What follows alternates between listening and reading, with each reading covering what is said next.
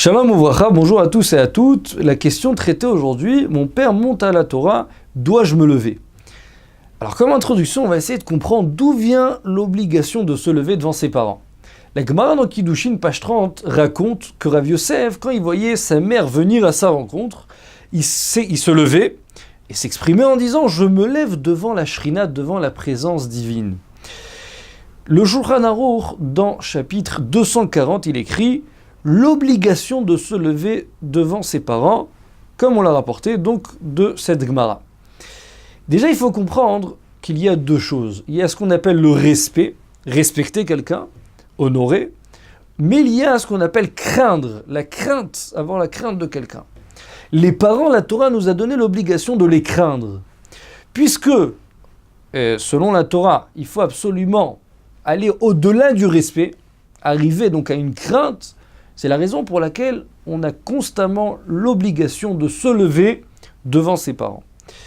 Maintenant, à partir de quelle distance je suis donc obligé de respecter ce chiyuv, d'accord, cette obligation? Alors, c'est pas rapporté au sujet de kibud davim, du respect de ses parents, mais c'est rapporté au sujet du respect envers son maître, son rav, son maître d'études de Torah. Là-bas, c'est écrit à partir d'une distance de Kimlo Enav. C'est-à-dire que du moment où je l'observe, je le vois arriver, je suis obligé déjà de me lever. Alors, pour traduire ça en distance, le char, il écrit, c'est 266 amot. Alors, qu'est-ce que ça représente? On sait qu'il y a toujours une discussion entre le Grach Na'eh et le Chazon Ish pour savoir comment traduire chaque distance de nos sages du temps de la Gemara, comment la mettre en pratique de nos jours. Alors, c'est à peu près entre 128 mètres et 150 mètres. Donc à partir de cette distance, j'ai l'obligation de me lever. C'est vrai que c'est difficile d'évaluer, c'est pas toujours facile d'estimer, est-ce que c'est 128 mètres, 150, 115, mais je rapporte ce qui est écrit dans la halakha. C'est sûr que des fois on voit que nos parents, ils sont très très loin, ils sont pas encore même à 300 mètres, alors c'est sûr que ne s'appliquera pas cette obligation donc, de se lever. Maintenant, le Yalkut Yosef, il écrit que je suis obligé de rester debout tout le temps que mes parents donc arrivent jusqu'à qu'ils s'assoient. Tant qu'ils ne se sont pas assis, je suis encore obligé donc de rester debout.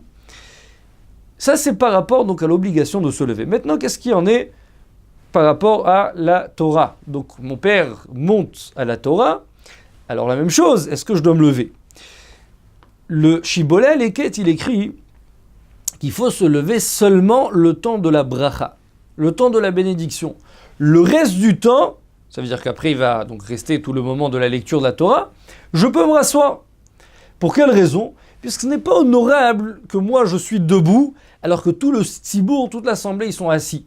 C'est la raison pour laquelle j'ai fini, mon père a fini donc sa bénédiction, je peux tout de suite me rasseoir. Le Shulchan Aruch, il rapporte donc cette chose-là, il tranche dans Siman, dans chapitre 242, l'obligation de rester debout seulement pendant le moment de la bracha. Seulement, il faut savoir que dans plusieurs communautés, surtout en Israël, cette coutume est très très répandue, de rester debout tout le temps de la lecture de la Torah, depuis le début jusqu'à la fin. Et d'ailleurs, le Chida, il écrit que dans une communauté, on a pris cette habitude. Si maintenant, moi, je suis de passage, je viens là-bas, et mon père monte à la Torah, moi, j'ai l'habitude de me lever seulement pendant la bénédiction, comme ce qu'écrit le Shulchan Aruch.